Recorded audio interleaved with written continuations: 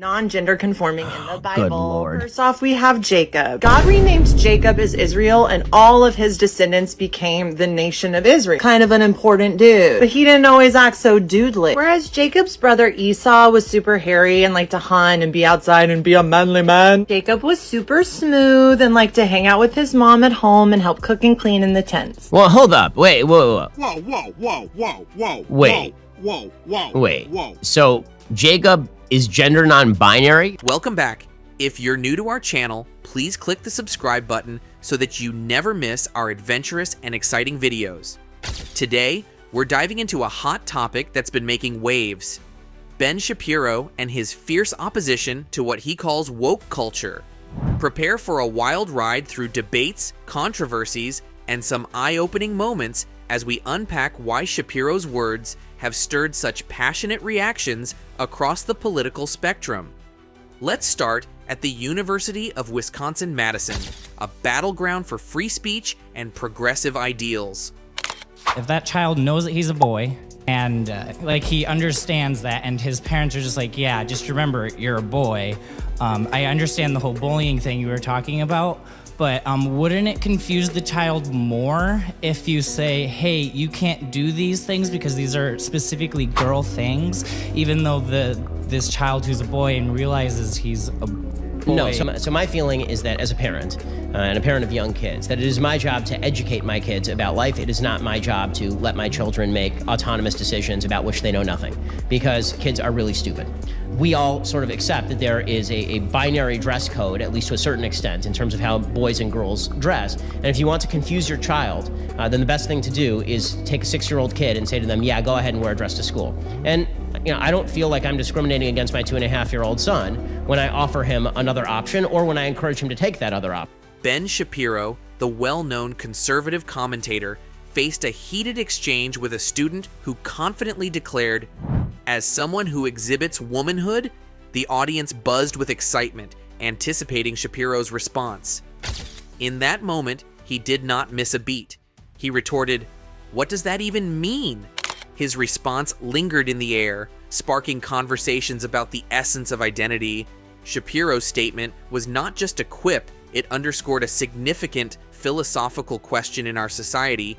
Today, can identity truly be defined? Or is it a fluid concept that varies from person to person? Shapiro is famous for his quick wit and logical reasoning, and he used this opportunity to challenge the growing trend of self-identification without biological acknowledgement. The term mother does not include father. Every category has to have boundaries. The boundary of female. While many individuals may feel a certain way about their gender identity, Shapiro emphasized the biological aspects that underpin these identities. He stated that, generally speaking, we can determine gender based on physical attributes, even while acknowledging that exceptions exist.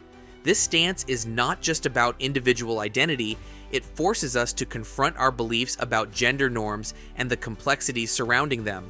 It is a reminder that discussions about identity are not just personal, they have broader implications for society. Next on the agenda was an intense exchange between Shapiro and transgender activist Zoe Tur on Dr. Drew On Call. This wasn't just any discussion, it was charged with emotion and conviction. And if I call you a moose, are you suddenly a moose? Okay, if I redefine our terms. No, yes, that's right. Men and women are a completely different thing. This is true. Have you ever met a man or a woman? They're completely different. Completely different thing. You can say you're a cat. It's not a thing. It's genders. It's not saying you're okay, a man. Why is that? I don't understand. Why? Okay, let me ask you this. Okay, I won't ask you how old. I will ask you how old you are, okay? Because you're young enough that it's probably not insulting to ask you. So, I'm 22. Why aren't you 60? Why aren't you 60? What is the problem with you identifying as 60? It's not the same as gender. You can't just... You're right. Age is significantly less important than gender. You can't magically change your gender. You can't magically change your sex. You can't magically change your... Tur threatened Shapiro, asserting, "You cut that out now, or you'll go home in an ambulance." The tension in the room escalated, but Shapiro stood his ground with his trademark confidence. His response, "Facts don't care about your feelings," has become iconic. This statement highlights a fundamental conflict in today's discussions around free speech and personal feelings. In a world where subjective experiences can often overshadow objective facts, Shapiro's approach resonates with many who feel that truth should take precedence. The audience was left questioning whether feelings should have the same weight as facts in public discourse. Are we to navigate our conversations based on emotions, or should we rely on evidence? Shapiro's unwavering commitment to facts challenges the very foundation of modern conversations about identity and politics. Shapiro's influence didn't stop there. His participation in a debate at Politicon with conservative transgender YouTuber Blair White showcased his willingness to tackle contentious topics head-on. The conversation primarily focused on the issues of pronouns and gender identity. White advocated for compassion and respect, emphasizing the importance of recognizing individual identities, while Shapiro pushed back.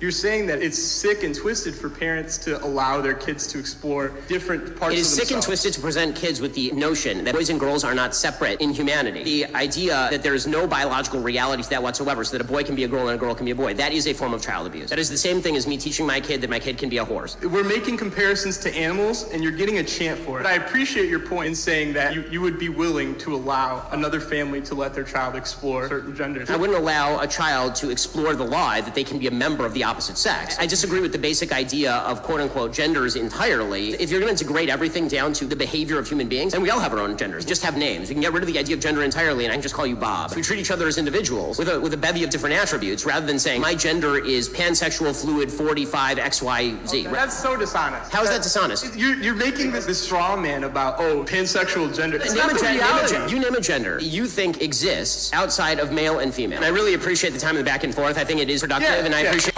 Arguing that society should not be compelled to accept identities that contradict biological facts. This debate was crucial because it illuminated the ongoing struggle between personal beliefs and societal norms. Shapiro's viewpoint raises the question of whether it is fair to impose new linguistic standards on those who may not share the same understanding of gender. As the two debated, viewers were prompted to grapple with the uncomfortable reality that definitions of identity are continuously evolving. Shapiro's presence at UC Berkeley, a bastion of liberal thought, sparked significant protests. Opponents labeled him as alt-right, but Shapiro vehemently rejected this characterization. He firmly stated, "Not everyone you disagree with is alt-right." This moment was vital, showcasing the ongoing struggle for free speech on college campuses, where many feel dissenting opinions are often stifled. During a particularly charged Q&A session, a student challenged him on his refusal to use preferred pronouns. Shapiro calmly explained that teaching children about gender fluidity is anti-scientific, and that children need clarity when it comes to understanding such essential concepts. His perspective sparked a mix of reactions from the audience, with some applauding his stance while others found it dismissive. This interaction raised fundamental questions about the intersection of education, free speech, and the responsibilities of educators. Should children be taught to recognize and embrace a spectrum of gender identities? Or is it crucial to provide them with a clear understanding of biological realities? Why can't you identify as 60? What is the problem with you identifying as 60? It's not the same as gender. You can't just. You're right. Age is significantly less important than gender. You can't magically change your gender. You can't magically change your sex. You can't magically change your age. You can still legally change it. People recognize. You can't legally change your age, by the way. Shapiro's arguments challenge educators to consider how they approach discussions around gender and identity in the classroom. One of the most controversial topics that Shapiro has tackled is the issue of medical transitioning for minors. During one discussion, a student attempted to equate circumcision with transitioning, but Shapiro seized the opportunity to delve into the complex medical implications behind such decisions. He argued that minors should be allowed to make significant life choices only when they fully understand the consequences. This debate is critical, raising ethical questions about the rights of minors and the responsibilities of parents and healthcare providers. Should children have the autonomy to make profound decisions about their bodies? What safeguards should be in place to protect vulnerable populations? Shapiro's position urges us to think critically about the intersection of medical ethics and personal identity, forcing a conversation that many find uncomfortable yet necessary. Oh, someone's excited. Okay. It's biological, but gender is a completely different thing. No, gender is not disconnected from sex. So. It's not completely disconnected, but it's still a cultural thing. It's still from society. Okay. No, it is not in the mind. Okay, you're not a man if you think you're a man. And I didn't say pretending, or if I did, I shouldn't have said pretending. Let me amend. You said playing. Okay, I said a boy who thinks he's a girl. That's the usual phraseology I use. Not playing. I usually say a boy who thinks he's a girl or a girl who thinks he's a boy, which is technically what we're talking about here. As far as the actual psychological issues at play, it used to be called gender dysphoria or gender identity disorder. Now they call it gender dysphoria. The idea that sex or gender are malleable is not true. Okay, and I'm not denying your humanity if you're a transgender person. I am saying that you are not the sex to which you claim to be. You're still a human being, and you're a human being with an issue that I wish you Godspeed in dealing with in whatever way you see fit. But if you are going to dictate to me that I'm supposed to pretend that men are women and women are men, no.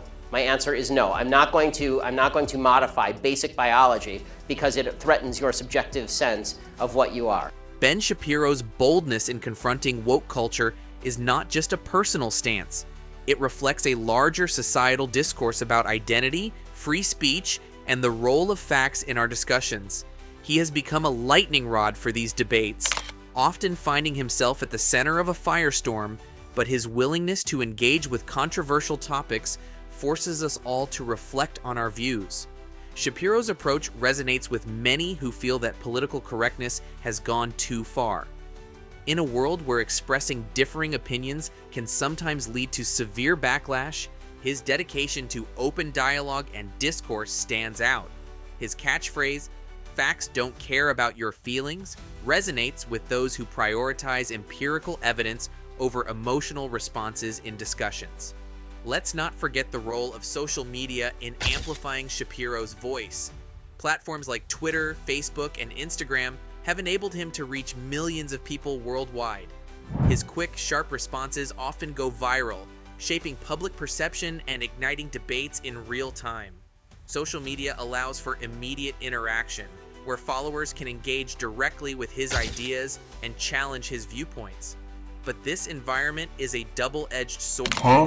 So, if Jesus says to accept people who have been castrated, I've been castrated, you know. somehow this is equivalent to a man can be a woman now? Fascinating. Okay, I feel like there's a jump there that is kind of goes unnamed.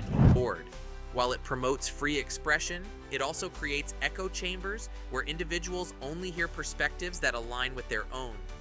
As Shapiro's followers rally around his ideas, those who oppose him often find themselves silenced or attacked, leading to further polarization. This phenomenon highlights the challenges of navigating free speech in the digital age, where conversations can quickly turn toxic. Shapiro's impact extends beyond adult audiences. He has cultivated a following among younger generations, many of whom are drawn to his no-nonsense approach to complex issues. His ability to articulate conservative viewpoints in a way that resonates with youth is a testament to his communication skills. By using humor, wit, and relatable anecdotes, he effectively engages younger audiences, encouraging them to think critically about the world around them. This influence prompts young people to examine their beliefs and consider viewpoints they may not have encountered in traditional educational settings. However, it also raises concerns about the potential for indoctrination. Are young minds being encouraged to think independently, or are they simply adopting Shapiro's viewpoints without questioning them? The discourse surrounding Ben Shapiro and woke culture reflects the broader divisions within our society. Many feel passionately about issues of identity, equity, and representation, while others prioritize freedom of speech and the importance of grounding discussions in factual evidence. This clash of ideologies creates a challenging environment where constructive dialogue is often drowned out by heated arguments and personal attacks. As Shapiro continues to gain prominence, his conversations on platforms like YouTube and podcasts create a ripple effect, influencing discussions across various media.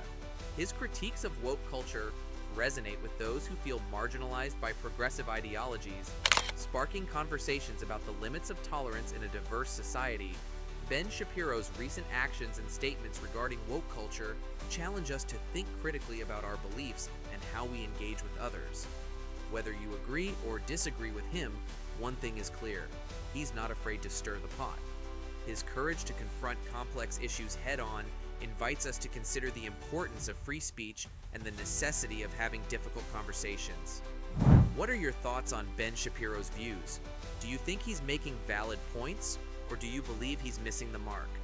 Share your opinions in the comments below, and if you enjoyed this video, don't forget to like and subscribe for more engaging content.